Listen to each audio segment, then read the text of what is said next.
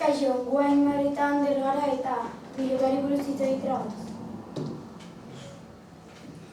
Hau aurkibidea da. Nola jolastu esku pilota. Euskal Herriko kirola da, pilotalekuan jolastuan. Oroan, 2 edo 4 pilotari jokatzen dute, txandaka pilota jotzen saiatzen dira. Pilota 2 bote egin baino lehen eta pilota jokoenetik kanpora bota gabe jolasten da. Lortzen ez behar, galduko du tantua. Historia, solurua. Historia munduko hainbat eta hainbat zibilizazioak izan dituzte pilota jokoak eta ez bat edo beste asko baizik, objektu baizik.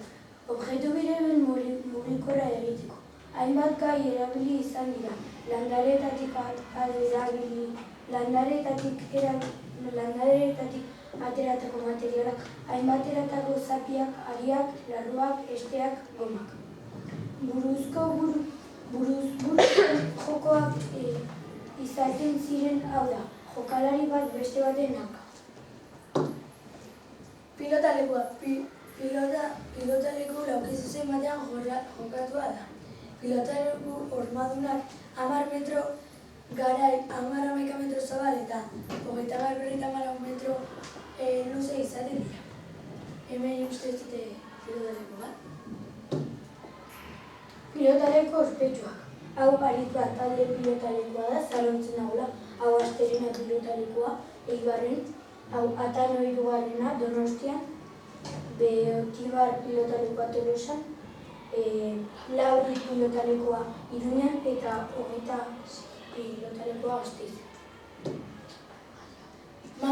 Materialak asko dira eta modu askotara sailka daitezke. Lehenik modalitatearen arabera sailkatzen dira. Gero mota bakoitzaren arabera espezialitatearen sailkatzen dira. Ondoren pilotak eta azkenik trentzaren arabera. Pilotari ospetsuak. Esku-pilotan Barriola, Beloki, Bengoetxea, 6. González, Martínez de Irujo, Olaizola, Txitxin 2. eta Aixala. Esku-pilotan Baltari, Etxeto eta Patrik. Hemen dezute Edizondoko trinketea. Zesta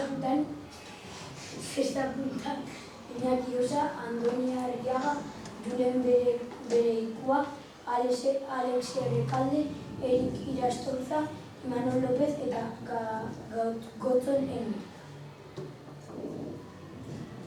Hau Asegartzen presa da, hau Espelota, hau Eusko Baske, hau EPB eta hau Frontis.